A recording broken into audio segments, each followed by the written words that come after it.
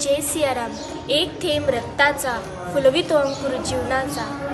आज आपल्या देशामध्ये सिकलसेल ॲनिमिया, थॅलेसेमिया अशा आजारांना सामोरे जाणारे भरपूर रुग्ण आहेत.